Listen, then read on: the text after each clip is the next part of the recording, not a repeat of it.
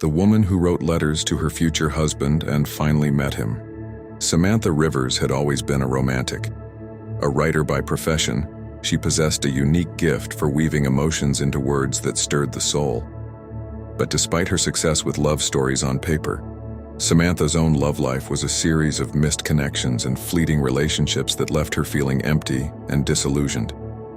As her friends settled into marriages and families, Samantha found herself at 35, single, and yearning for something more than the fleeting flings and superficial dates her life had been. On a rainy night, sitting alone in her cozy apartment, Samantha felt an urge to reach out, not to anyone in particular, but to the man she hoped would one day be her husband. In a moment of vulnerability, she took out a piece of paper and began to write, "Dear future husband." The words flowed easily, capturing her longings, dreams, and the qualities she hoped to find in someone who would genuinely care for her. She described the shared laughter, the gentle support, and the companionship she yearned for. As she wrote, she felt an unfamiliar sense of peace, as if her hopes were somehow alive, waiting to be realized. She folded the letter and placed it in an envelope, marking it with the date, and stored it in a small wooden box. What began as a single letter soon became a monthly ritual. Each month, Samantha would pour her heart onto the page, sharing the moments she wished she could have with someone by her side. She recounted her days, her dreams, her setbacks, and her hopes for a love that would feel real and lasting. Years passed and Samantha's letters grew in number. The wooden box became a sort of chronicle of her life, capturing her growth, her changing aspirations, and the quiet resilience she nurtured. She filled pages with tales of her journeys, travels, career milestones, moments of self-doubt, and her reflections on what true love meant to her. Her letters became a kind of therapy, reminding her to stay hopeful even when love felt like a distant dream. Meanwhile, halfway across the country, Jacob Hayes was rebuilding his life.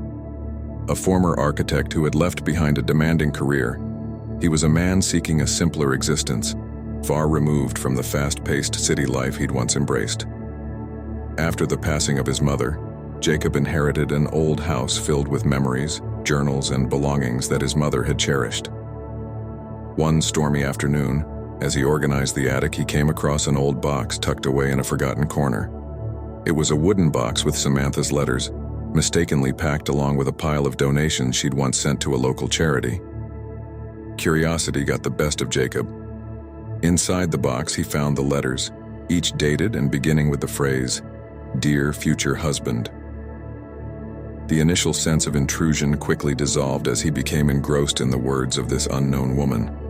Her thoughts were raw, honest, and full of a longing that resonated deeply with his own unspoken feelings.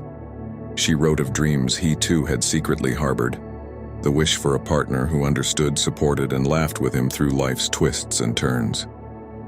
Jacob felt as if he were discovering a kindred spirit, someone who understood him despite never meeting. Her words moved him, inspiring him to see love and companionship in a new light.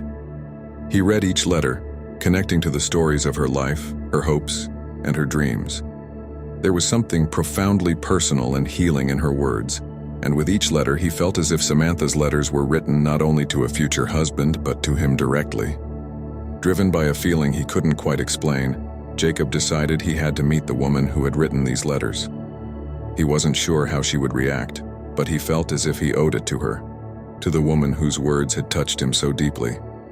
With a bit of research and luck, Jacob tracked down Samantha's address, and with a heart full of anticipation, he decided to visit her. One afternoon, Samantha was home, immersed in her writing, when a knock at her door interrupted her thoughts. She opened it to find a man standing there, holding a wooden box. Confused but curious, she invited him in, and as they sat down, he explained how he had found her letters, detailing the profound impact they had on him. Samantha's initial shock quickly turned to understanding as she listened to Jacob recount how he had been moved by her words, how he had felt an inexplicable connection to her through the letters. As they shared stories, a gentle and natural bond began to form. They found themselves laughing at shared interests, marveling at how easily they could confide in each other. It felt as though the letters had bridged a gap, drawing together two souls who might otherwise have never met. Over time, their conversations deepened, with each shared story bringing them closer together. Samantha and Jacob began to spend more time together. They went on long walks, shared quiet dinners, and explored the city's hidden corners, often discussing the moments from her letters that had resonated with him. He shared with her his own journey, how he had sought a simpler, more meaningful life, just as she had sought a true connection. The transition from strangers to friends to something more felt seamless. Jacob respected Samantha's independent spirit, while she appreciated his groundedness and sincerity. The quiet trust they built became the foundation of a love that grew naturally, rooted in mutual respect and admiration. Samantha found herself sharing parts of her life she had never expressed in the letters. She felt safe in his presence, cherished in a way she had only dreamed of.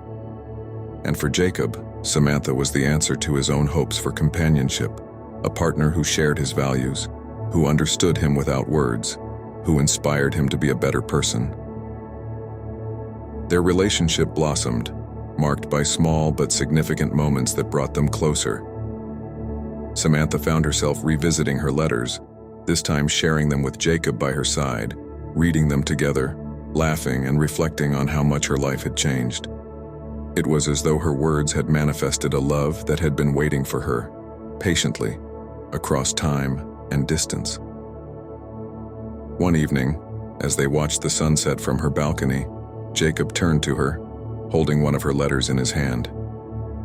"Samantha," he said, his voice soft with emotion, "I feel as if I've known you my whole life, as if every word you wrote was a part of my own journey. Thank you for writing these letters, and for letting me be the one to read them." Samantha smiled, tears of joy filling her eyes. "I wrote these letters hoping to find someone who understood me, someone who was meant to be in my life. And now, I know that person was you all along."